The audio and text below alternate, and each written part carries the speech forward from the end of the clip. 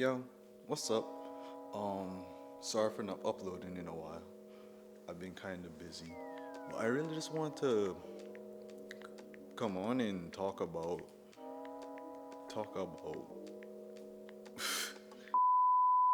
more. I wanted to voice what I was thinking at this current moment where I am currently. No, last week I filmed a mutiny commercial. I filmed my first commercial. I'm gonna have a whole video on that later, right? And because we did some fun stuff with that, but I'm trying to edit it now. It's currently, I think today's Tuesday. Yeah, today's Tuesday. Currently, it's currently in the music video. It's not a music video. It's a commercial. In the commercial, I have just, well, no. During the commercial, I used a green screen. Thank God I had Jordan there because he was a huge help in me setting it up, And using a green screen, I knew how to use a green screen, but I've never used one before.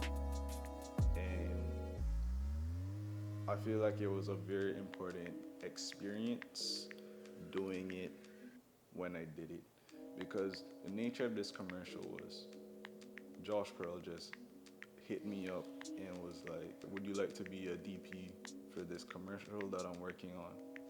I was like, say less, I want to be a DP. So I jumped at the opportunity, And one thing I realized was he already had everything laid out. All I felt like I had to do was shoot, which was kind of wrong to think about in the moment that I realized after, because upon getting to the production, because we're not doing shoots no more, we're doing productions. There was a lot of questions and a lot of questions I didn't ask. I had a meeting with Mr. Jonathan, I forgot his last name, but he's a local business owner on island. He said, Coco, stop.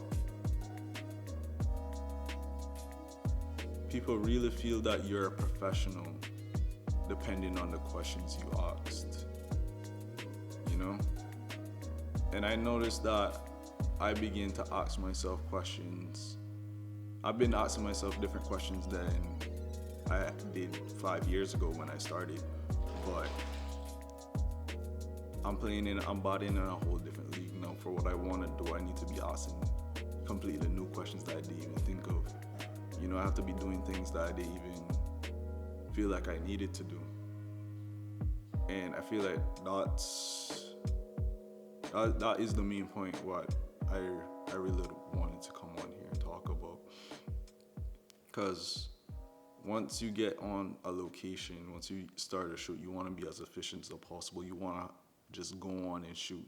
That was the complete opposite when I was working with Josh Pearl on this commercial, because I already knew how Mutiny's layout was, so I got that idea. But in his notes, he wanted a studio.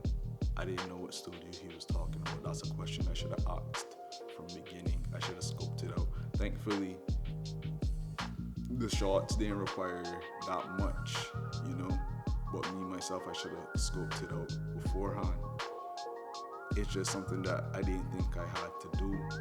Or no, not that I think I didn't have to do. I was just confident in my ability. There's nothing wrong with that.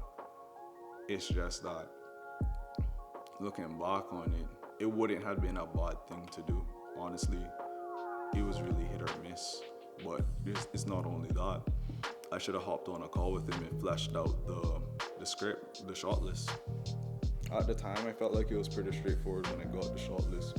But actually getting there and getting ready to shoot, I realized that there was a lot of things that me and him needed to talk about.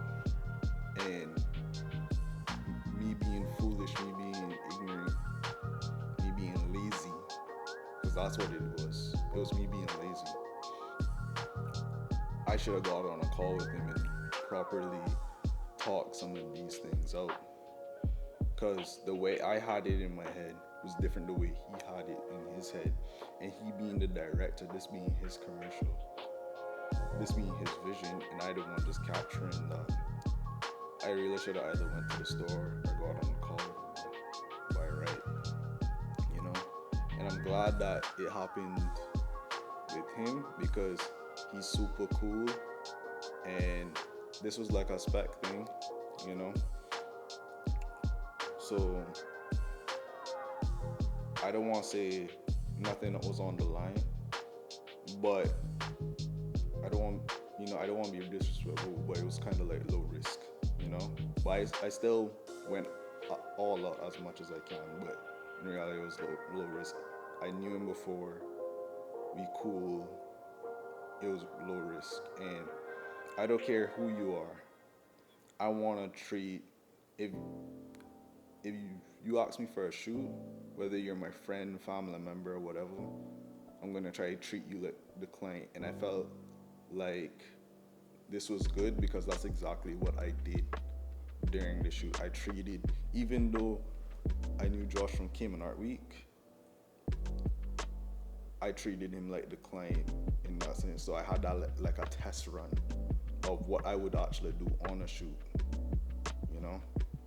Josh didn't have to give me a shot list. He could have just said he wanted a commercial and typed out his idea. But he gave me a whole shot list, scene by scene, that I could look at, which nearly perfectly tinged the plan. We just had to talk over a few things.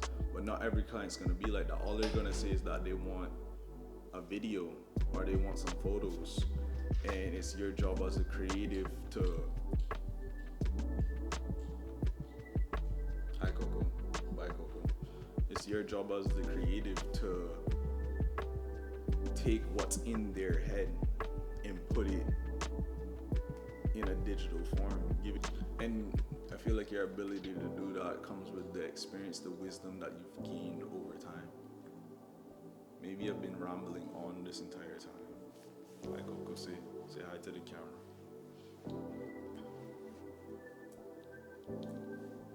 Maybe I've been rambling this entire time, but it's just something I felt like I had to say, you know?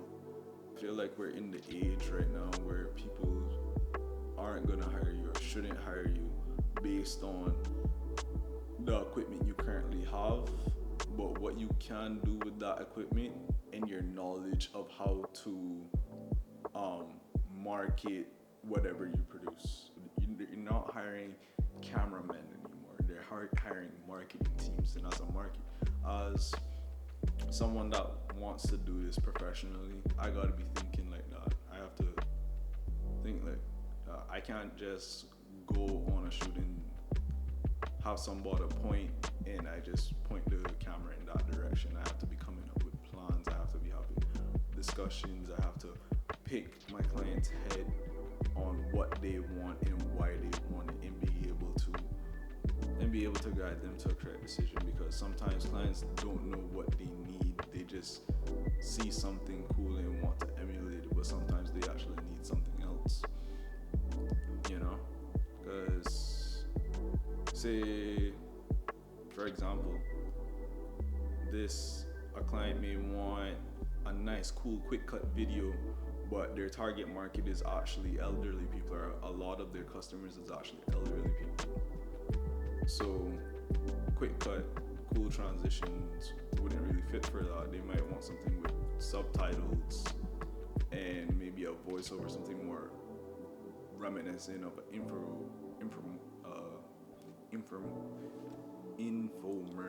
infomercial, you know? I was excited to do the commercial, and I still am, but I'm just kind of disappointed on how I handle things, because I know a shoot isn't gonna be an hour. A production is not gonna be an hour.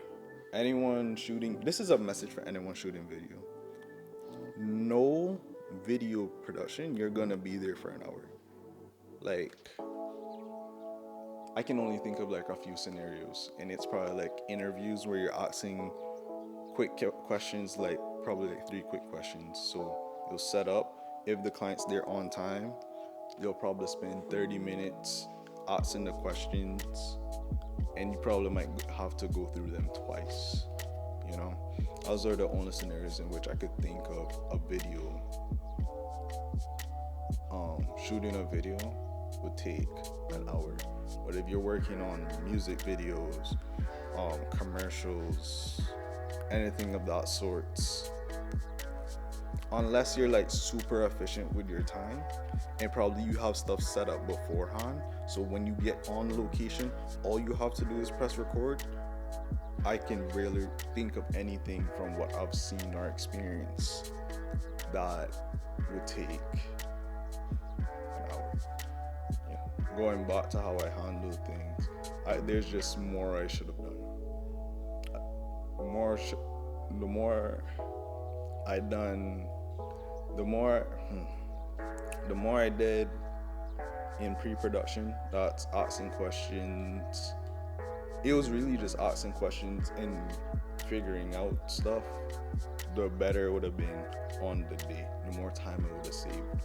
We were there for maybe, I want to say 5 hours. I could have made do in in 2 hours and 30 minutes. But now I know. To wrap this video up, now I know. I'm glad I went through this experience. I'm glad that Josh called me to help him out with this video, because I probably would have learned it later, but it possibly would have been a completely different scenario with higher risk, you know. I'm glad that I got to do this, and I'm glad from what I've learned from this experience, and I feel like in every shoot I do learn something. I do learn something either about myself, how I shoot, how to improve my process. I hope you found something educational from this, and like always, go get some EXP, and we'll be back sometime else. Peace.